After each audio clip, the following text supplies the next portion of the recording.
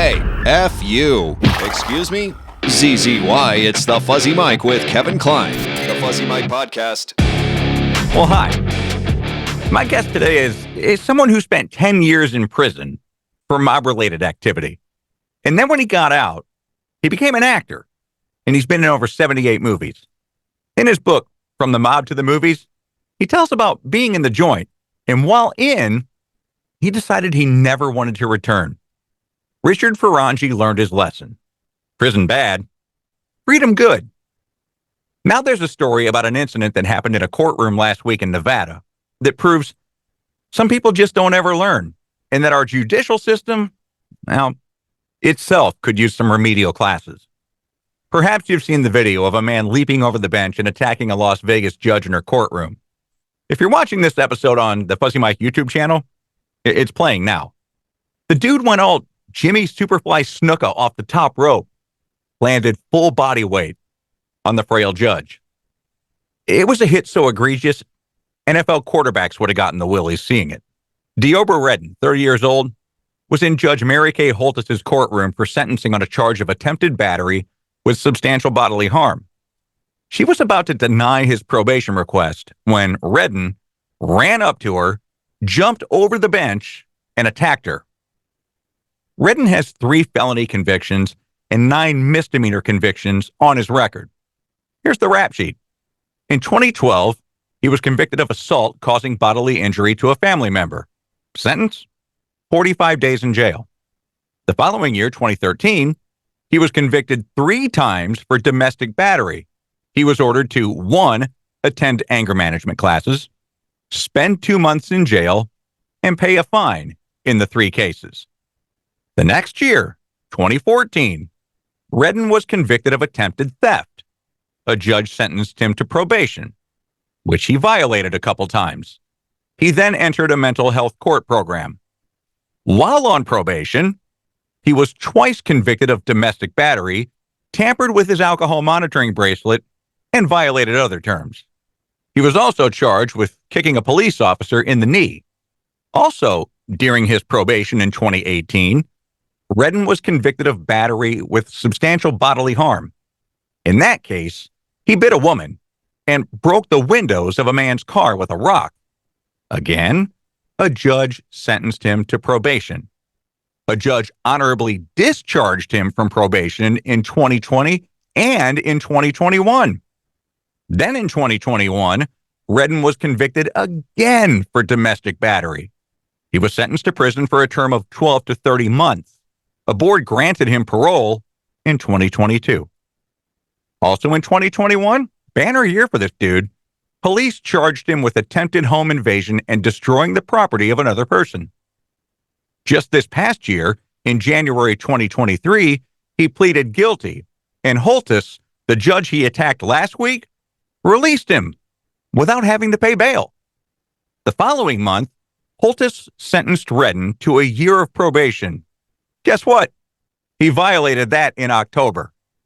Holtis ordered him to serve 106 days in jail. However, he was somehow released before last week's incident. Oh, back in April of 2023, Redden threatened to bust the kneecaps of another man with a baseball bat, resulting in substantial bodily harm. Then, the following month, in May, he underwent a competency determination. He was committed to a state behavioral facility for 4 months and ultimately ruled competent in October.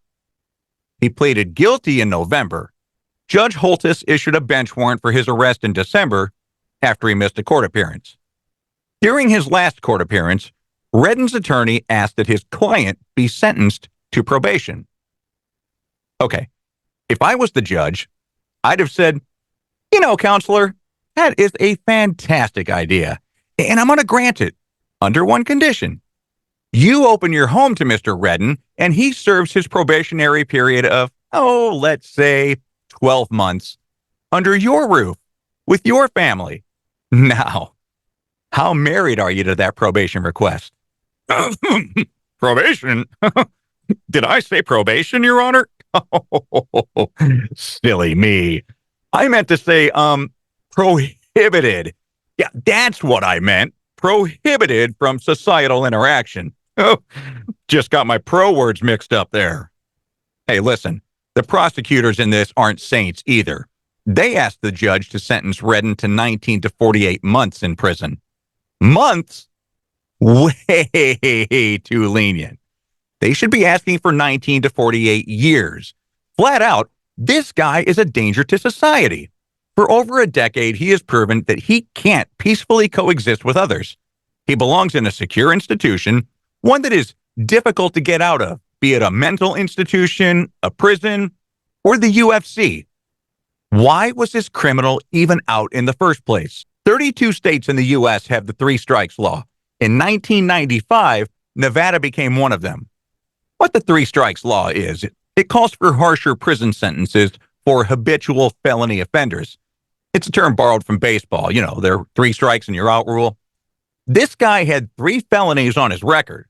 However, none of them meets the requirement under Nevada law to fall under the 3 strikes law in the state. But come on. 3 felonies, 1 gross misdemeanor, which is a crime just below a felony, 9 misdemeanors, and multiple domestic violence convictions. Using baseball terminology, that's not just a hat trick of crime, it's a golden sombrero. How does this guy keep getting easy sentences? Well, I read the pre-sentence exchange he had with Judge Holtis, and I realized why. He makes Quasimodo sound like a Mensa member, and I think people might feel sorry for him. Here's the exchange. Redden. Basically, I would like to tell the courts and everyone here. Listen, dude, it's court. It's not plural. It's a singular entity. You're in a courtroom, not a court's room. Starting again. Basically, I would like to tell the courts and everyone here, based on my criminal history, I feel that, I shouldn't be sent to prison for a sentence time. The judge. Have you looked at your criminal history? Redden. I looked at it. I just looked at it. Judge. You lived it, I suppose. 3 felonies, a gross misdemeanor, 9 misdemeanors, multiple domestic violence convictions. You got a lot going on, sir. Now his response, it defies logic. Quote, I'm in a better place in my mind, in my mental health. I have a support system. I just got hired a Teamster for the union, making $20 an hour. The reason behind every single domestic violence, I've been dealing with mental health. And I didn't know that I was dealing with mental health, and they put me in a mental health court, and I still didn't know that I had mental health problem. Number 1, it's mental health problems. Number 2, the reason behind every single domestic violence, dude, you shouldn't have 1 domestic violence. You're talking about plurals here. You're an idiot. He goes on to say, I feel like I shouldn't be sent to prison, but if it's appropriate, then you have to do what you have to do. She sentenced him. He jumped the bench. Redden was booked into jail on new charges of battery and battery on a protected person. Of course, given his track record, he'll be back on the streets in 3, 2. And now we'll look at the news. A Washington state serial killer suspect is accused of luring victims to their deaths after asking them to help him dig up, quote, buried gold. Buried gold? Who the hell did they arrest? Captain Jack Sparrow? Gentlemen, milady, you will always remember this as the day that you almost caught Captain Jack Sparrow. Pornhub users spent an average of 10 minutes and 9 seconds per visit on the site last year. That's an increase of 15 seconds. Also on the rise last year, thoughts of baseball and mental images of grandma underwear and Rosie O'Donnell naked. Wow, I never want to see this image ever again in my entire life. Colorado attorneys for 2 men accused of stealing items from Kohl's argued for lesser charges during the trial because some items their clients stole were on sale. The understanding judge offered his own sale, 2 sentences for the price of 1 crime. It's the biggest sale of the year. And finally, Harvard University president Claudine Gay resigned last week after issues of plagiarism were found in Gay's 1997 doctoral dissertation. Gay began her resignation letter, describing her time at the helm in her own words, saying, "It was the best of times. It was the worst of times." Liar, cheater, deceiver. And now to my guest. He's the author of a book called From the Mob to the Movies. It's an autobiography of his life. Richie Salerno was in the mob. He spent 10 years in prison for mob-related activity. When he got out, he went back to his real name, Foronjy, and became an actor, acting in over 78 movies alongside some of the biggest names in Hollywood: Al Pacino, Robert De Niro, Charles Grodin, and a host of others. Richie Foronjy joins me now on the Fuzzy Mic. How you doing, buddy? Good. How are you? I'm fantastic. Thanks for joining me. The book is called From the Mob to the Movies. It is a fantastic read, Richie. Awesome stuff. Good. And it's all true, so I don't have to worry about nothing. Well, it's crazy that all of it is true, and we're going to walk through this, but you've led kind of two lives, okay? So mafia, get out of prison, and then you become an actor, and you have acted in 78 different movies with a who's who list in Hollywood. But I was talking before you came on, and there was a story out of Nevada. Dude's got 3 felonies on his list, 9 misdemeanors, 1 gross misdemeanor, and domestic violence. He spent less than a year in prison. Now he's going back for attacking a judge.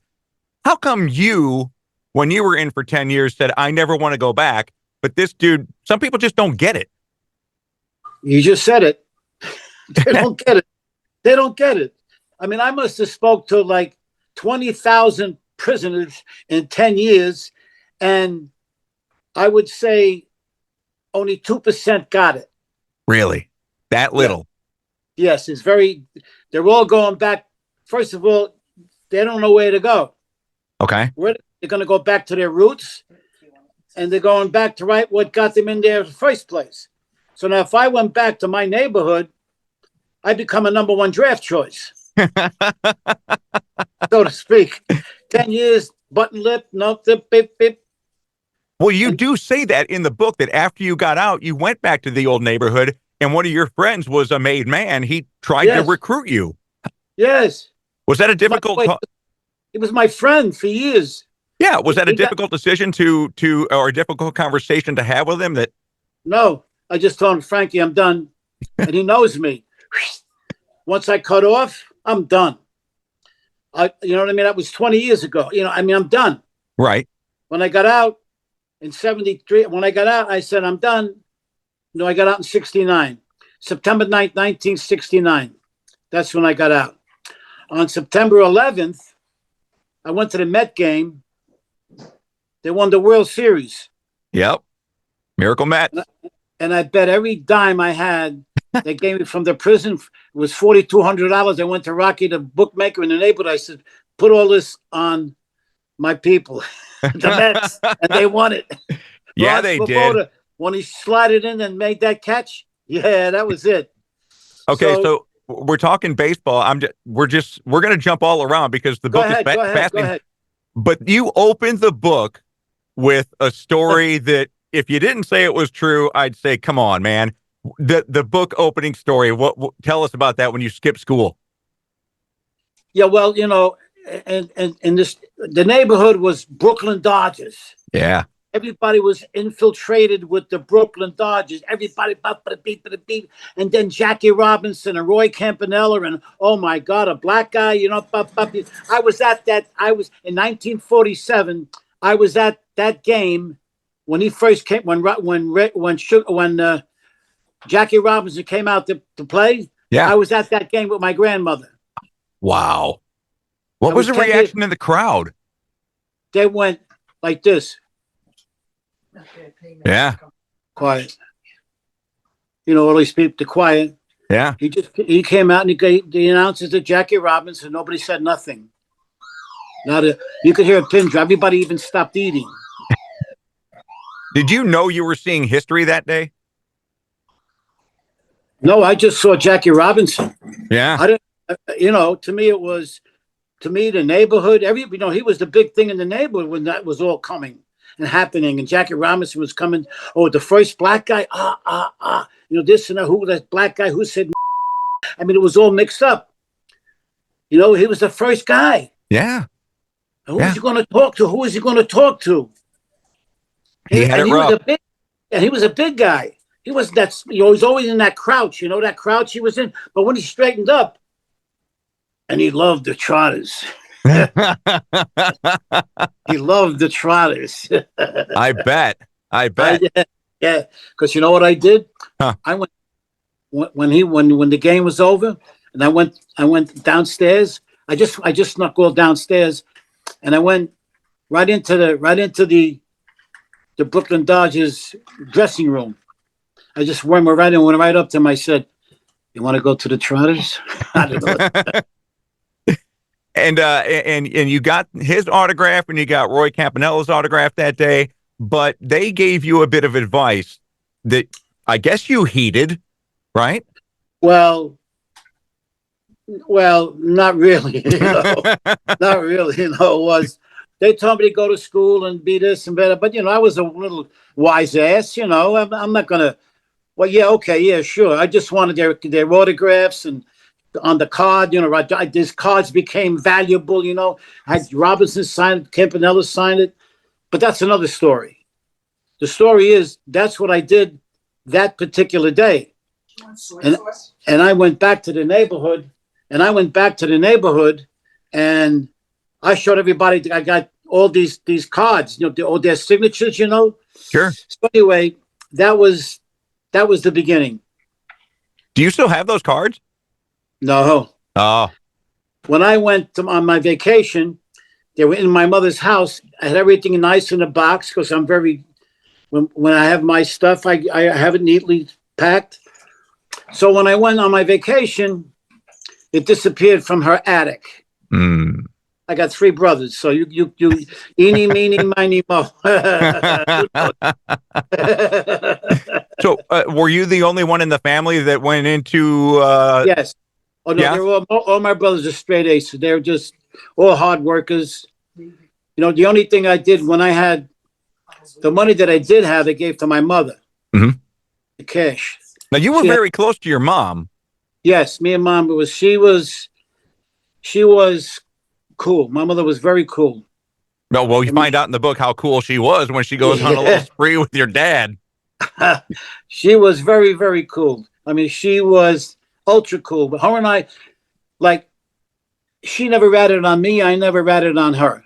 Uh-huh. Whatever we had together was just between her and I. So if I had a secret, I would say, Ma, listen, this and that and that and this and this and that. And we never gave each other up. No matter what happened, even if it was something went awry, we still never gave it up. It was that the bond was ultra tight in the sense of survival. Isn't that kind of the way it is in La Familia? Yes. So, yeah. So how do, I guess, how do people get caught in the mob? Well, because you're in the neighborhood. Here's these guys. They're walking around with all these flashy dames on their arm. They are walking, they got money at the bar. They're buying drinks. They got big cars. They got nice houses. They got 4 or 5 girlfriends. What's not to like when you're 16 years old looking at them? Very wow, true. Look at that. Hey, Andy, who is this, Johnny? Oh, yeah, oh, wait. I mean, they got, all 70, maybe 70 IQs. I think I had the biggest IQ in that mob. I know I did. Well, yeah, you even say in the book that you had the biggest IQ in the mob, and you also got in trouble for having a high IQ in prison. Yes. Why is that? Because they don't like how should I say? I knew more than them. I knew more than they did. And how does a guy like you who can't really control his mouth control his mouth? I will say this. When I did get into prison, I had this feeling of this closeness of this thing. I felt trapped. I felt not crazy or anything I just was very locked in and I didn't know what to do. So I really did shut up. You got it? Yeah, I do. I got it. I shut up because I didn't know who to talk to, what to talk to, how to talk to, and I could talk about anything. because I know so many stories, so many bullshit stories that I got from other people that I don't forget that I liked. So if you were quiet, why did you go from Sing Sing to Attica to the minimum security prison and then to Dannemora? Four times in 10 years you got moved. Why? Yeah, here's why. I was in Sing Sing. Uh-huh.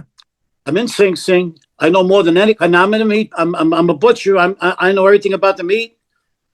These four, the warden and the three guys underneath him, they had a supermarket that was being supplied by the state, and the state didn't even know it. So they're skimming.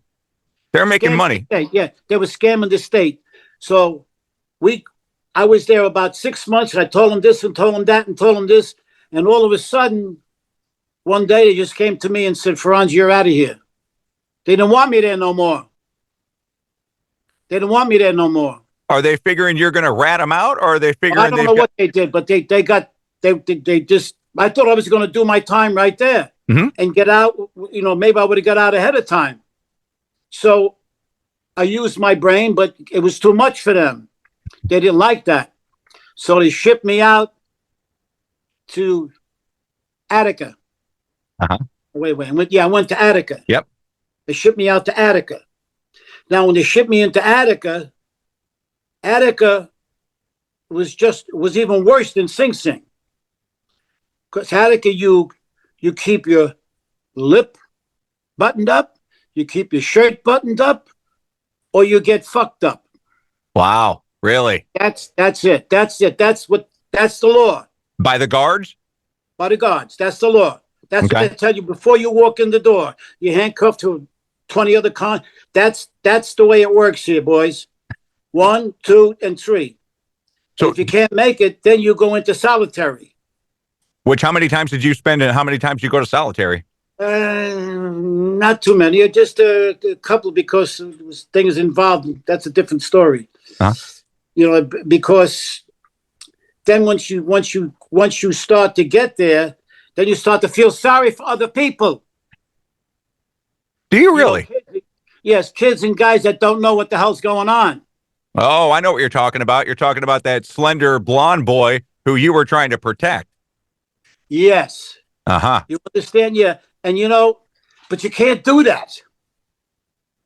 You can't to survive, you got to take care of yourself and shut up. Yeah. But I got a big mouth, and I didn't like something. I said it, and I didn't care. And I got my, Yeah. 4 big guys come into the cell and say, Foronjy, next time you open up your mouth, you see this here stick? We're going to give you a wooden enema. Oh, damn. Without no Moline. Moline is Vaseline. Of course. Yeah. Yeah, no, So you got to shut the fuck up. And you did, as a smart man does. And I did. What put you in prison? I was hanging with the mob. I know, but Brooklyn. But what was what did you get nailed for? Oh, I got nailed for armed robbery. We robbed an ex-lawyer who used to run with the mob, and he moved up to Goshen, New York, and he had 7 safes in his head in his home, and his son gave up his father. Wow. And me and the son, another guy, went up and robbed them, and we got caught. Mm-hmm. I love, one of my favorite stories in the book is when you're getting sentenced. That's true. I swear, I couldn't make that up. Please share it. Please share it, because this is the kind of stuff that you're going to get in the book, From the Mob to the Movies. It's written by Richie Salerno, which is your grandmother's name or your great-grandmother's name? No, my grandmother. Why did you go with Salerno on the book, but Foronjy in real life? The Foronjy thing didn't hook up with the mob thing. It's a foreign name. Okay. But Salerno is an Italian name. Of course. Italian, mob, mafia, it all goes in one straight line. Sure. You don't have to do any explaining. I understand. Absolutely. I-E-I-E-O-I-E, that's it. They know you're there. They know you're Italian. You don't have to say anything after that. Very true. So that's why I went. That's why I went. Before we get into the story about the sentencing, are all of the names in the book, are they real names or are they disguised names? Real. Okay. Because I don't care. Well, first of all, they're all dead. Okay. They're all dead, Kevin. Yeah. They're dead. What makes a good mafia nickname? Well, basically, they take the guy's name from his habits. Okay. One-eyed Jack, or Lefty Louie, Tommy the Nose, Billy the Year, all that, toothless Sammy, something that turns a guy on, that turns him on. Forget about his name. Uh-huh. Lefty, get over here, or Charlie. The guy. It just gets automatic. Somebody gets a name. Sammy the Bull. Oh yeah. Yep. You know what I mean? Did you know Gravano? No, I wasn't. No, I never did business with him. You were out of it by the time Gotti and those guys came in? Yes, Gotti. When I did Prince of the City. No, when I did my first movie in '73. Serpico? Serpico. Yeah.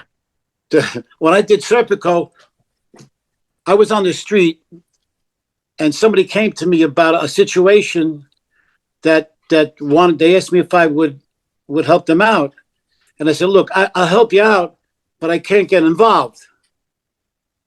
So they call that guy. They call me a ball player. Okay. You're a ball player. Ball player. You're playing from the outfield. You're not in the infield. You got all that was always the lingo. Oh, he's just a ball player. What does he play? He plays outfield. They know he's just over there. Now, infielders are guys that are right there that are doing the thing, and then the pitchers and the catchers are the guys that are doing the killing and the catching. Aha. Okay. Just so nobody knows what the fuck you're talking about. Exactly. Yeah, it's a code. It is. Yeah, for sure. So I thought when I first got introduced to it, I thought it was, wow, this is cool, man. But a lot of these guys had no brains. They had street smarts. Street smart. Yeah, that's all they had. Whatever was going on, they knew about the Johnny pump, where the water came from. They knew about the dirty cop who does this. They knew all of that. But they didn't know about, I love you. The mob is not what it is today, what it used to be, right? No, whole different ball game. It still exists in some form, though, correct? I will tell you this. I am so disconnected. Okay. I am so disconnected from it all. All the ones that I knew, they died. Right. They're all dead. I'm the only guy from the neighborhood alive. Because you got out. You got wise. What's the difference between the mafia and what we see in gangs now? What's the difference? Mobsters had class. They had rules. That's it. Today, there's no holds barred. Yeah. They kill kids. They shoot kids in schools. I know. And it's mostly for drugs. I got to keep myself from running to. If I had those guys in my hands, I'd pull his eyeball out of his head. You don't do that. No, you do not. Kill kids. You don't go and kill kids. You don't rape women and kill kids. You don't do that. No. Mob guys didn't do that. They didn't kill kids or they didn't rape women. They didn't do that. What's the best mob movie ever made? Do you know? Do you have an opinion on that? Is it Goodfellas? I think that the best one we made was knowing about. Well, let me put it to you this way: if you get a bad cop, right? If you get a bad cop, what do you have? You have a bad cop. You have chaos. Yeah. If you got a bad mafia guy, what do you got? Order. Yes. Good. That was good. Thank you, that was sir. Real good. Yeah, that was terrific. You got order. I have done my studies. I have done my studies. My wife and my girlfriend could walk down the street neighborhood they could walk down in my neighborhood naked and they would not get raped. Yeah. Because there's consequences. Yes. Sure. There's the difference. Now, if you got the police, you know, the police are just going to arrest you. The mob guy will kill you. Mm-hmm. Okay, so that's kind of like the difference in the thinking. Okay, let's go back to the court. And wait, in that era, back in the 50s and 30s and the 40s, that was that thinking.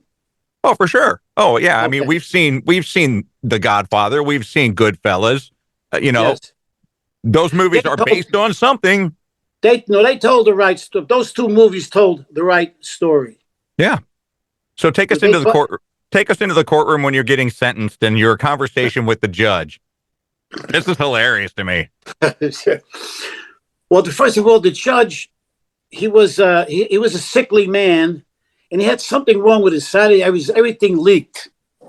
So he had this big rag, always like this, for the stuff that was coming out of his nose. I'm making this up. This is true. How can I make this up? You can't make it up. And he would go like that, and okay, so you don't have to time served. No, it's okay. Yeah, you can leave. So here's a guy that raped a girl. He was a young kid, but he was the brother-in-law's son of the judge. Oh, geez. So when he came to me and gave me the 20 years, I went, "You're right. Wait a minute. That guy just got finished raping the whole world, and you setting him free, and you're putting me away for 20 years?" I said, "What kind of shit is that?" So anyway, that's how that all happened. So you got 20, but you did 10, right? Yes. Wow. 4 different places. I did 10 because inside I got caught with remember the book called The Tropic of Cancer? Sure. Yeah. So that was back then, and that was not even allowed in the United States. That was banned. It was banned, right? Yeah. So what happened was somebody came to me and I did a guy a favor and I took the book and I worked out on the chicken farm and I was a top A guy and I never got searched. So the guy going into the prison, Andy wasn't there. It was a different guy, a young kid. And he tapped me down and he found the book tied into my thighs and they took it out and they arrested me. I got arrested. I guess they arrested. Yeah. And then so the principal keeper, which is the PK, calls me into his office and he goes, "Foronjy, I want to know one thing." Here's exactly what he said. "This fucking book is banned in the United States. How the fuck did it get between your legs?" Did you tell him? Yes, I said, yes. I said, "Who do you think? Do I have to say it?" You go, "Oh, no." So he goes, "Who was it?" And now he started. They liked me. So he goes, "It's a Lefty Louie, One-Eyed Jack, was one of them guys." Yeah, I said, "Yeah, I did." He says, "Well, you're arrested. You just lost your job." Oh. So now they put me in keep lock. So that was November 23rd, 1965. They let me out the next morning because Kennedy got shot. Oh, yeah. That's Kennedy got shot that day and everything closed down. And I never got charged with I never got charged. So all the prisons closed down for 90 days. Everything shut down. Yeah. Every black guy, white man, whatever he was, they all were crying. That guy was really, I'm going to tell you something from a guy from around all those people.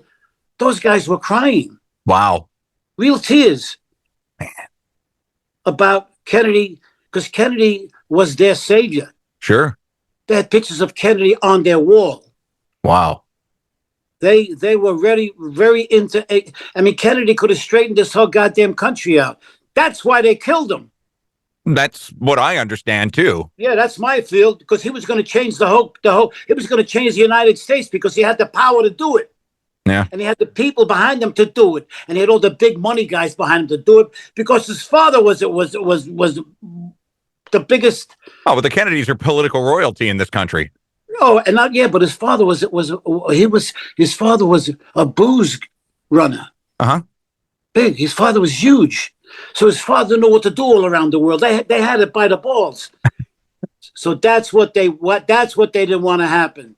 That's why they whacked him. I don't know who whacked him, but that's my opinion. We talked a little bit earlier about your mom and excuse me, how your mom and your dad get hooked up with a friend of yours and they go on this gambling spree. Tell us about that. Okay. Now, me and Ma, we had a special bond. When we were alone, I called her Gracie, and she called me Richie. Okay. When everybody was around, I called her Ma. But when we were alone, it was Richie and Gracie. You got it? I got it. So we were pals. So she was so good to me that when I got involved with this woman who was the mobster's girlfriend, I was painting her house inside, and she come over to me and opened up her kimono, and that was my first time. And next thing you know, I got this whole love affair going on, and my mother went, "Wait a minute, you can't do that." She goes to the woman's house, knocks on the door, and says, "You got to leave my son alone." That's one of the things that I found interesting in the book. You did not have a problem with women. You walked into a room and they're taking their clothes off. Yes. Made things pretty easy for you, huh, buddy? Yes. Well, first of all, wait a minute. I was a good-looking kid. Okay, yeah. Oh, I was. And I had manners. I was raised by my grandmother. Uh-huh. Not my father or my mother, mostly my grandmother. For 14 years, I was around grandma all the time. And the Salernos were very family-oriented. And they made a mean gravy. Yes.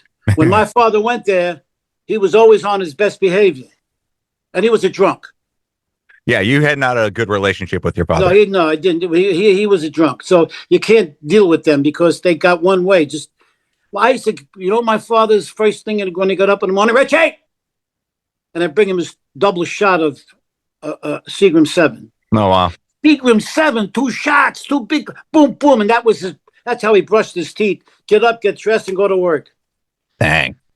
So, him and I, so me and Ma, we always were, I would tell her anything. That's a great relationship. Yes, it was. She didn't know that when I started to steal, she knew it. She knew it. She knew what I was doing. So it's amazing how today we have all these devices that connect us, the internet, that we're being monitored all the time by Google. It was amazing before all that stuff. Our parents knew shit we were doing before we even got home. Yes. Yes, these fucking phones. Everybody's on the phone. Yeah. 16 to 60, deaf, dumb, blind, crippled, and crazy. I mean, they're all on the phone. So, but mom and dad go on this trip, and they're playing. What are they playing? Blackjack? Are they playing poker? No, poker. Okay. And mom's killing. Oh yeah, they played 7-card. They played 7-card stud and 5-card hold'em. That was no wild cards, no, just straight old. Put up your fucking money and let's go. And my mother is like me. How so? She never shut up. Okay, so the apple doesn't fall far from the tree. Yes, no, we were together. When we were together, it was me and Ma.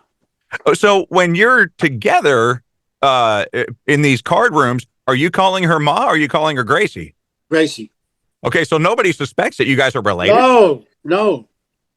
I went, when she started doing the card rooms, with don't forget, that was a card room she was in.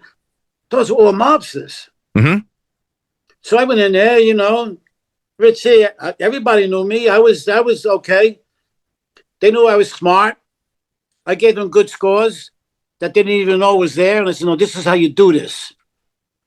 You don't go and rob a doctor. You rob an abortionist in those days, because everybody went to the abortionist, not the doctor, to get your, because everybody was still fucking. Uh-huh.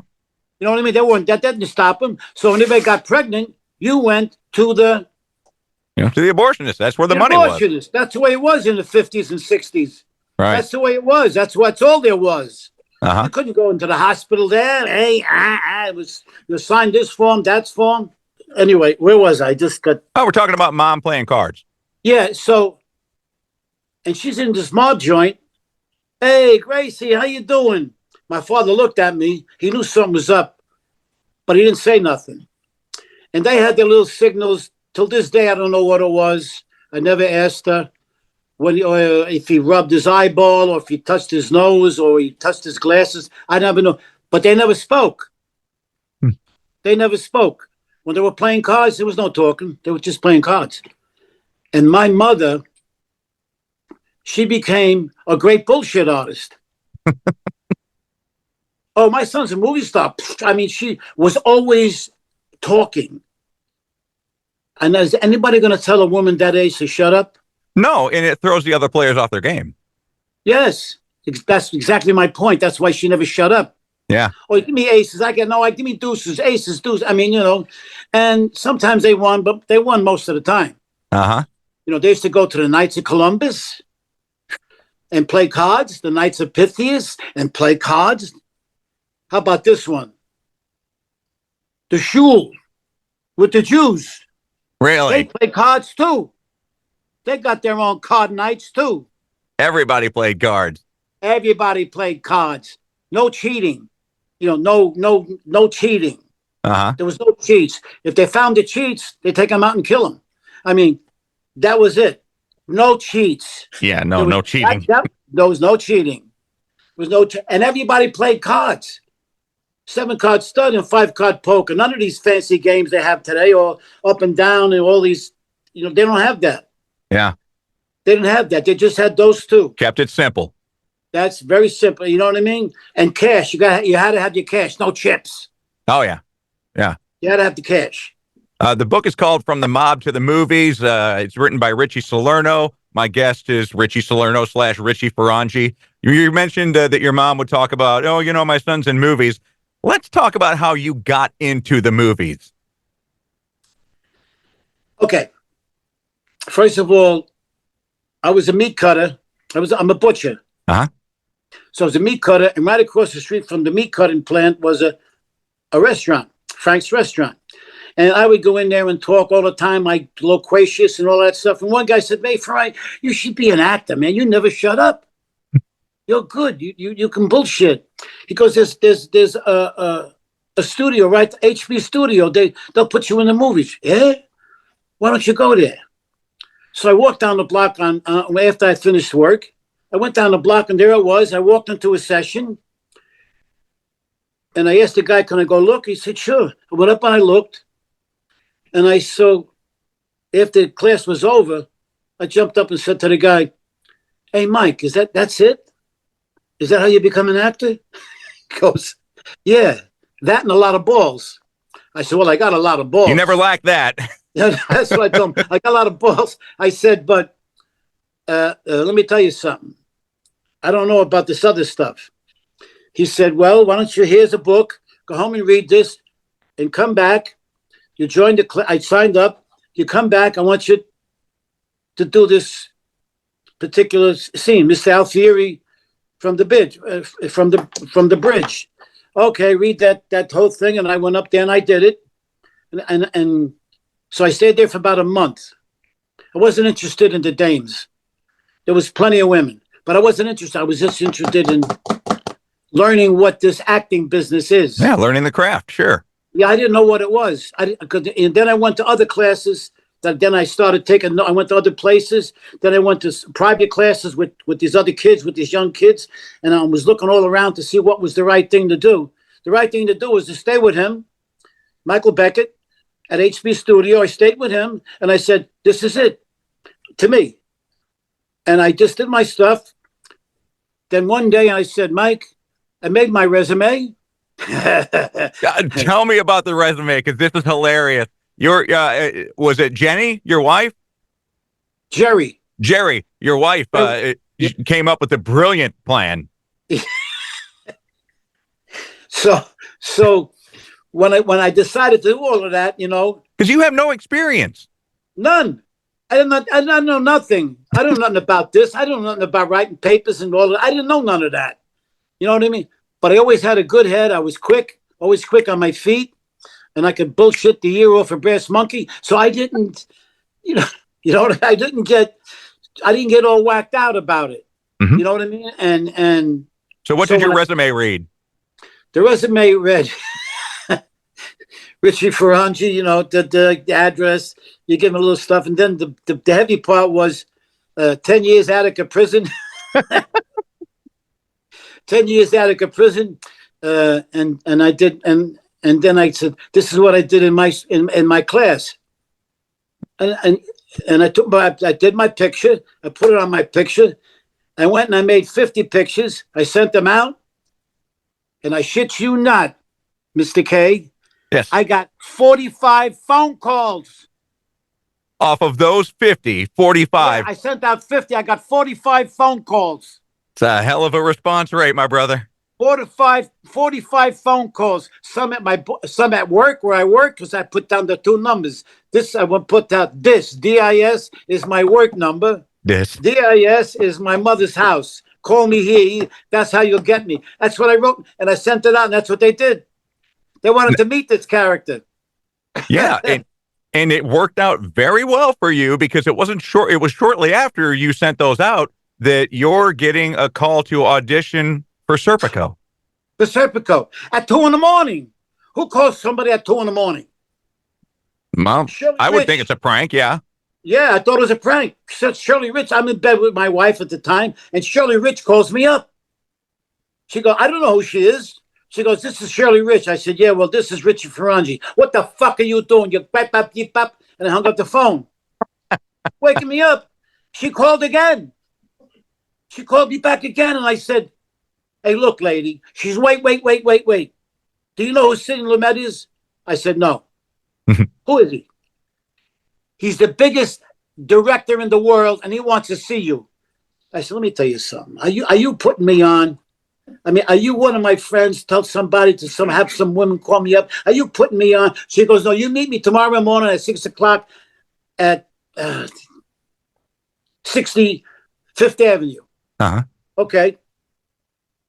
Boom. Yeah, okay, bye. I went to sleep. I had to go to work. Got up 4:30, went to work. So I told my boss, I said, Sidney, what do you think about this? I gave him the whole story. He went, it sure sounds like a great bullshit story, but you know what? He's got this big brand new Cadillac. He says, jump in my car. It's 5:45.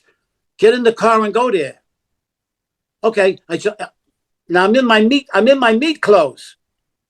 I'm in You my got blood on you? clothes. Yeah, whole blood, everything. I got my knife, my everything, my hat on, my sailor hat. I had that on, I had everything. And I just jumped in his car. He was out there talking, jumped in his car, went to 6th Avenue and boom, there it was. There was this little old lady. I looked at her, I said, what's going on here? She went, I'm Shirley Rich. I'm the biggest casting director in the world. You want to be in this movie? I'd like to.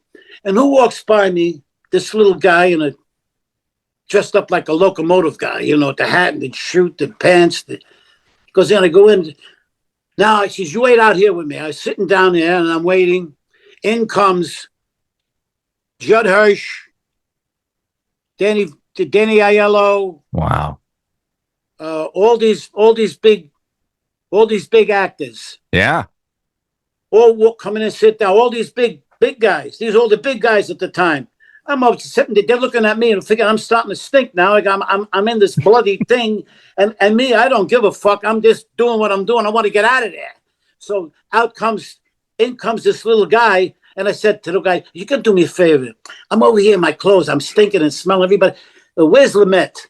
Get Lumet. Tell Lumet I'm out here." In walks another little guy, and then was in. You know who the little guy was? That was Lumet. That was Lumet. I walk in, I sit down. He goes, "Who are you?" I said, "Who are you?" He goes, "I'm Sidney Lumet. I'm Richie Foronjy. How are you?" Now listen, I got to get back to work. What are we doing here now? Well, I want you to read something. I said, what? Read something with me or you? Get rid of it. Me and Get you? rid of it. Yeah, my phone was ringing. I heard it. Yeah, sure. Yeah, I don't want to talk to them. I'm talking to you. So Thank you. when I'm over there doing that, and I said, all of a sudden, there's this guy looking at me. He go, where you from? It's Pacino. No And I way. went, yeah, they were having a conversation. I went, Yeah. hey, how you doing, Al? You know, I know him from movies, you know. How you doing?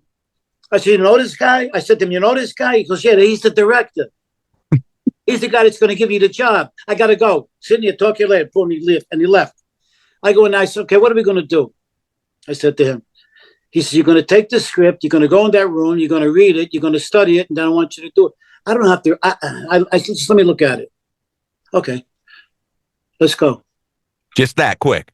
That quick. Wow. I said, just this one page? Yes, just one page. I said, I looked at it. Okay, boom. I turned around. Hey, Sammy, how are you? What are you doing? You all right? How's your mother? Tell your mother I love her. That was it. That was it. That was it. He Hired said, on the spot. He said, stop. He sat down.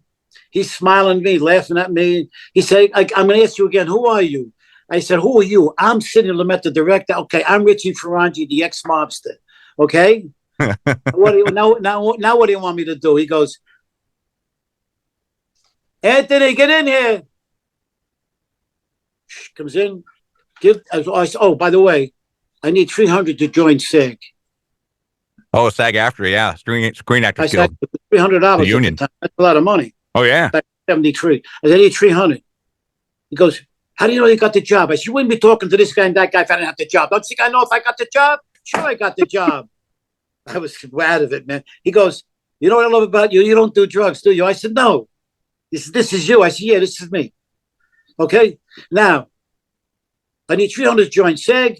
And then what happens? He goes, here's what I want you to do. I don't want you to get hurt. Be careful with the knives. We're going to see you on the corner of 9th Avenue and 10th Street, right in the top of the meat market. And that's where we're going to shoot this big scene. Okay. I run out of the meat market. I ran down to the meat. I forgot all about his Cadillac on 6th Avenue. That's Sally's car. What about it? Back to the meat market. I told everybody, my boss says, where's the car? Oh, the car. We jump in the cab and go back and get the car and come back and told all the guys, all the mob guys, they know I'm a bullshit artist. Foronjy, you got that bullshit out of you. You got the job with Pacino and Sidney Lumet. Come on, who are you? Sidney Lumet. You can't even spell his name. You know, because all the mob guys were. I was in with all of them. You know, I used to cut up all the stolen meat. Sure. You know what I mean? So what happened? Nobody did it. It just quieted down. I didn't say nothing no more. So the day of, I went and told my boss, I said, Sidney, it's happening now. It's 11 o'clock. I said, you see those trucks coming in on 9th Avenue? By PJ's, by the restaurant where the Thackett building is? He goes, yeah. That's where they're going to shoot it. I'll see you later. He said, I finally got in. We went in, got into the room. They fixed me all up. In walks Pacino. He's all ready. Sidney Lumet comes in. He goes, he opens up the door. He says, come on, let's go. We go out. There was 3,000 people there. Wow. The meat market stopped. The whole neighborhood stopped. Everybody was out there. White, black, it stopped. So when we walked out, Lumet went, the fuck is going on? I said, wait, whoa, Al. These are my people. They're here for me. Now let's do this. You must have made a hell of an impression on him because you worked with him another time too, if I'm not mistaken. Was it in Carlito's Way? Yeah, Carlito's Way. Whatever movie, he got me in a lot of movies that he didn't even direct. He just recommended me. That's cool. How I got my jobs. And he wanted me. I did make a mistake looking back, but then I wouldn't be where I am today. What was the mistake? Lumet wanted me to stay with him and be a director. He said, you're such a natural. You're bullshit. You never shut up. And I need you in my team. And you'll learn everything. And before you know it, you'll be telling me, Sidney, take a fucking walk and you'll take over. because that's what I want for you. Why wasn't that attractive to you? I don't know. I wanted to be an actor. Yeah. If I was going to get hooked up with, I'm a free bird. I didn't want to be. I was afraid to be. I'd be cooped in. You'd be caged. I felt that closeness, and I said, Sidney, I'd like to, but I can't. Yeah. I can't. So I'm in California.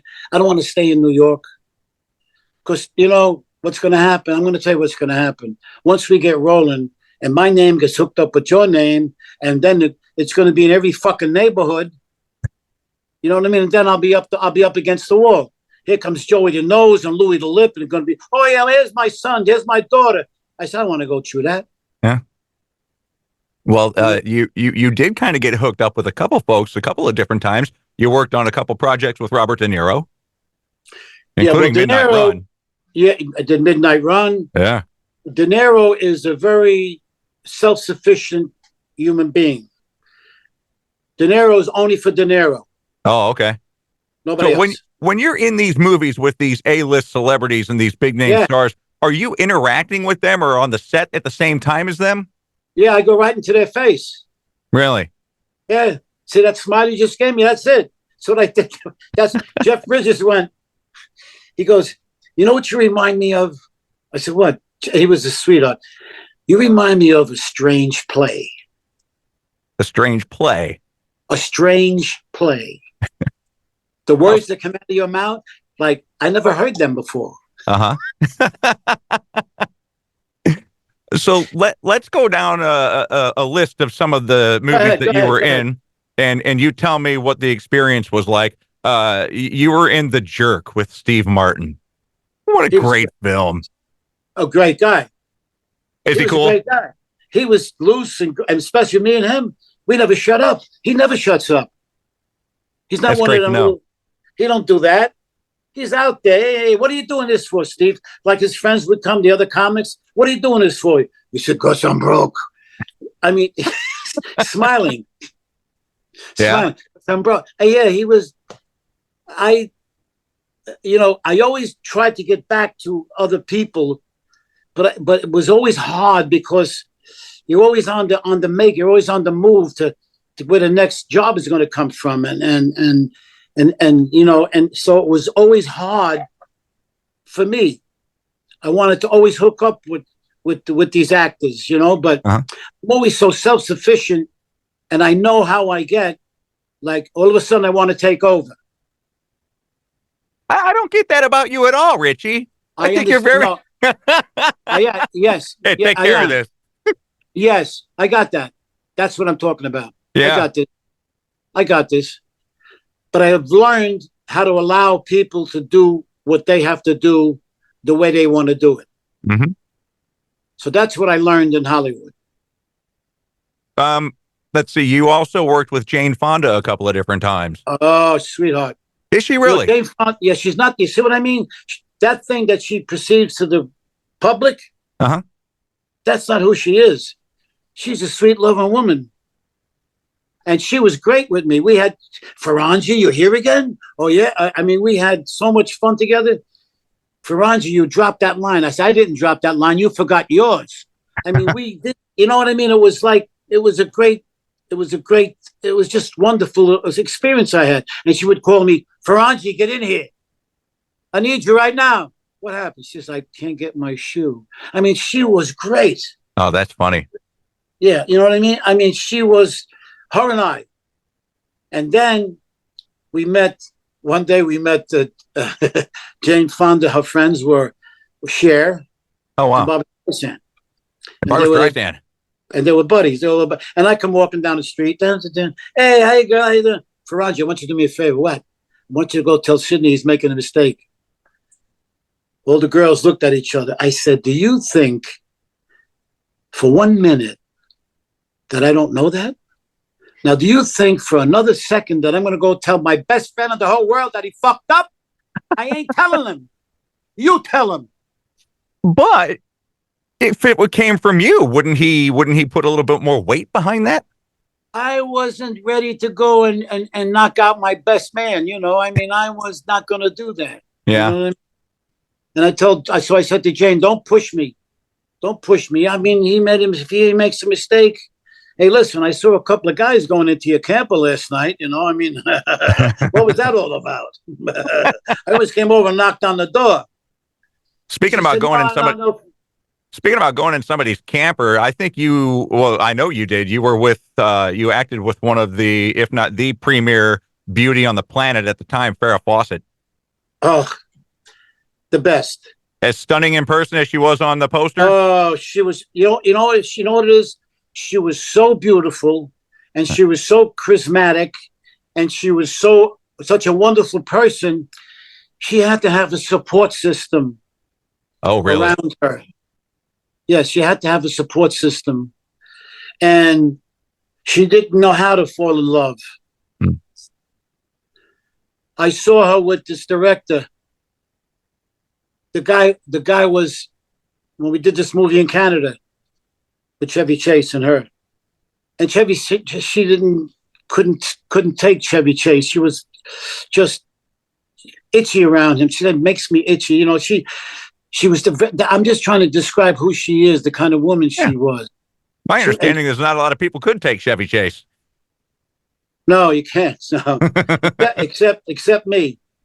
Yeah. He just looked at me and went, hi, Foronjy. Oh, cool. And I never answered him. I used to go like this. And I know. Yeah. I know what he was all about. What was your favorite movie you ever worked on? Oh, gee. Serpico. Okay. Never forget your first, right?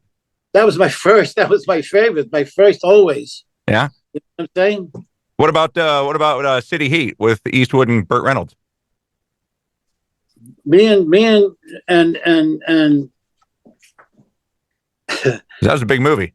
Yes, what Burt Reynolds was on his way. That's what put him over the top. Uh-huh. And I told him, I said, let me tell you something. See the part you got in this movie? You're lucky you got it. You know why? Because you got Eastwood. You got Eastwood. That's going to shoot you right to the top. Yeah. Think so, Rich? I said, yeah. So you want to bet 5,000? He said, I don't have 5,000. I said, neither do I. So he says, you weren't going to pay me? I said, no. And then another movie that I wanted to talk with you about, because it featured two of the greatest basketball players in the history of basketball, and then the greatest basketball clown prince, The Fish That Saved Pittsburgh, Dr. J, Kareem Abdul-Jabbar, and Meadowlark Lemon. That's an amazing cast. Okay. Now you got to make one thing now. Okay. These are basketball players. Yes. They're all basketball players. These are real basketball players. Some of the best. The best in the world. So now, I was like, I had to be a mob guy, but I had to be like not too sharp. Okay. I had to be like the boy wonder. Oh, wow. What? Yeah. It had to be, oh, really? One of those guys. Uh-huh. And that's what this director wanted. He said, because I don't want to insult these ball players. So I said, okay. So we got down. First thing we did was with Jabbar, and I started treating him like I couldn't talk that way. Hi, how are you? And I couldn't talk that way. Yeah, almost like timid, Yeah, I couldn't do that. Hey, I said, wait a minute. Hey, Kareem, how you doing? You all right? Everything okay? Listen, we're going to do this and that. I'm going to do this. I'm going to put this fucking hole in your head, this and that and the other thing. He goes, why don't you shut up? I said, what?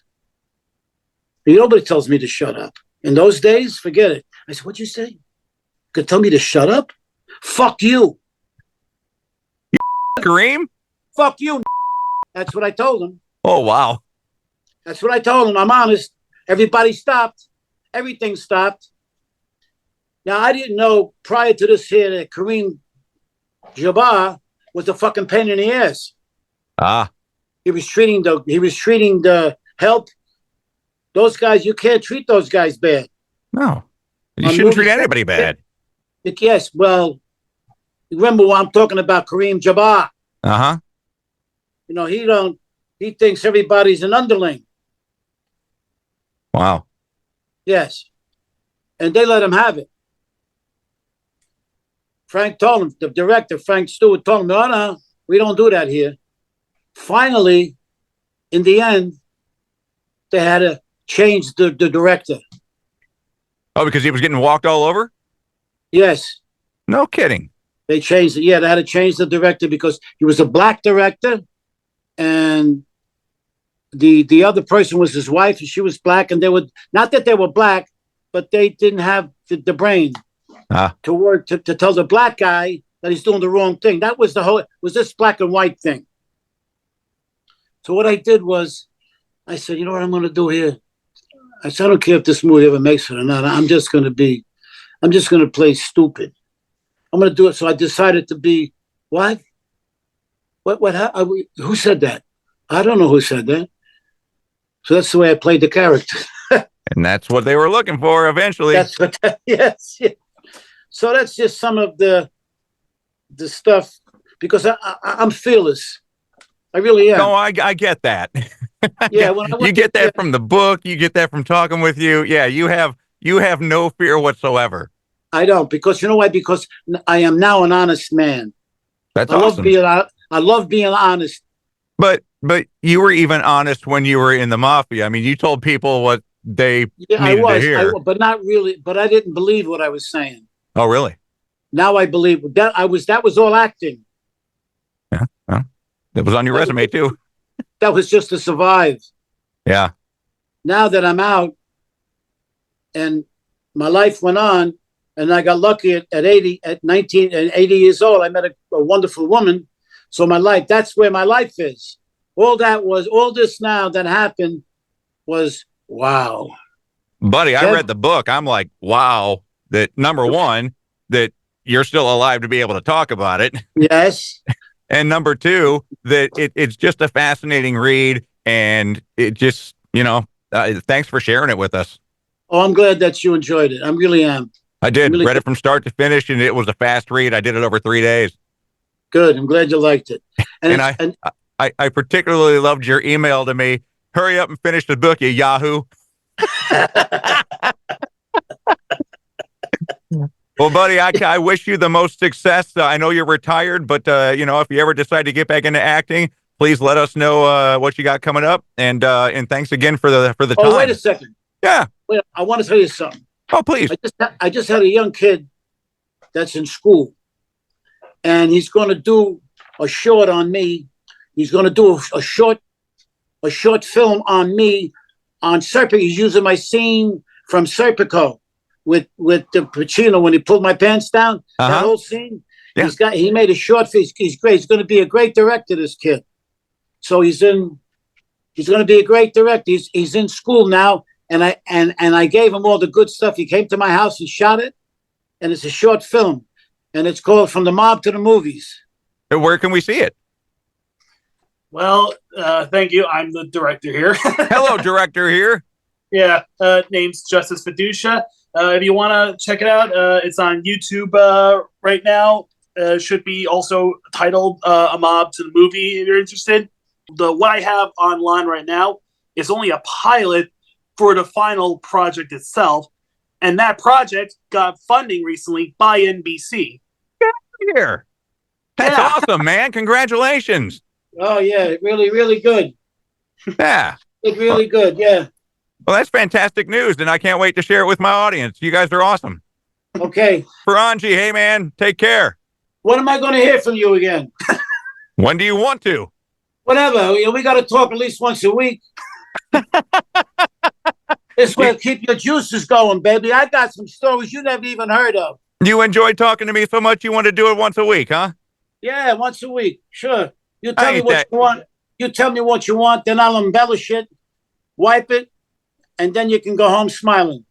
That's where all the good stories come from. The truth and then the embellishment. Yes. All right. You're the man, Richie. I'll be in touch with you, okay? Thank you for your time. Yes, ma'am. Hi, my name is Wendy. That's the Wendy. love of my life. The love of my life. Yeah, hi. He keeps you on your toes, I bet, doesn't he? Yeah. Is my question, I think, is it's been nice talking to you, or me listening to you two talk. That's great. Thank you. But what's the purpose? To promote his book. Oh, okay. Yeah. Okay, and how would you be doing that? Well, I'm going to air this on my podcast, and then I'm going to put a link up to where you can buy the book. And, oh, yeah. You want to be my partner? No, Miss Wendy, I have 30 years. I was a broadcaster for 30 years. No wonder you're so smart and knowledge. You know what? I was a little nervous not nervous, but I didn't know how you were going to take my lingo. Yeah, I knew right away. I know right away. Yeah, no, hopefully you didn't find this to be an interview. Hopefully you just thought this was a conversation because that's what I do. I just converse. Yeah. I don't even know what happened. Yeah, well, that's what you're supposed to walk away with. All you need to walk away with was, I had fun. Yes, absolutely. Well, that's me. As long as I'm having fun, like right now in my life, yeah, I'm having fun. Dude, I retired at 51. It doesn't get any funner than that. No, yeah, I was retired. Let me see. Once I left, I was retired when I was 30.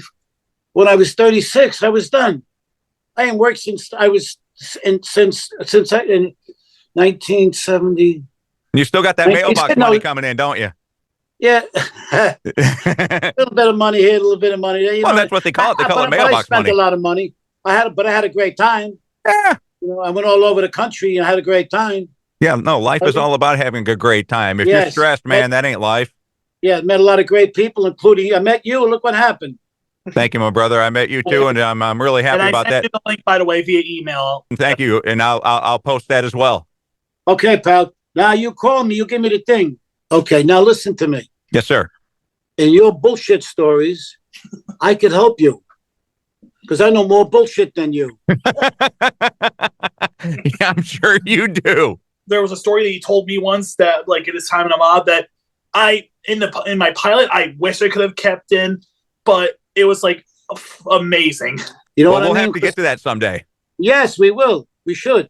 All right, buddy. Hey, you're going to get slammed with some snow this weekend. You guys be careful, okay? I ain't worried about it. They're just talking about it. Don't worry about it. Don't worry. If it comes, it comes. We'll take care of it. Sounds all right, good. Brother. All right, Richie. Take care, man. Thank you so much. Thank you. Bye-bye, guys. Okay, bye. My thanks to Richie Foronjy for joining me, and my thanks to you for listening. You can get the book From the Mob to the Movies at Amazon.com or from Wild Blue Press. Also, if you'd like to watch the short documentary film, you can find it by searching From the Mob to the Movies on YouTube. If you enjoyed this episode and you'd like to support the podcast, please subscribe and leave a rating and review. Doing so may very well lead to your comment being mentioned in a future episode. Please share the Fuzzy Mike with your friends. As the audience grows, what I like to call our fuzzy following, the more indebted I am to you. And to stay connected with the Fuzzy Mike, you can follow me on Instagram, Facebook, and Twitter. For video, please subscribe to the Fuzzy Mike YouTube channel. The Fuzzy Mike is hosted and produced by Kevin Klein. Production elements by Zach Sheesh at the Radio Farm. Social media director is Trish Klein. I'll be back next Tuesday with a new episode of the Fuzzy Mike. It's going to be amazing. I'll talk with a high school friend and classmate of mine who's in the Boxing Hall of Fame, the Kickboxing Hall of Fame. She's a Hollywood stunt woman whose work I guarantee you've seen. And oh yeah, she's a cancer survivor. Put it on your reminder list because this one's going to be great. That's it for the Fuzzy Mike. Thank you. The Fuzzy Mike with Kevin Klein. Fuzzy Mike.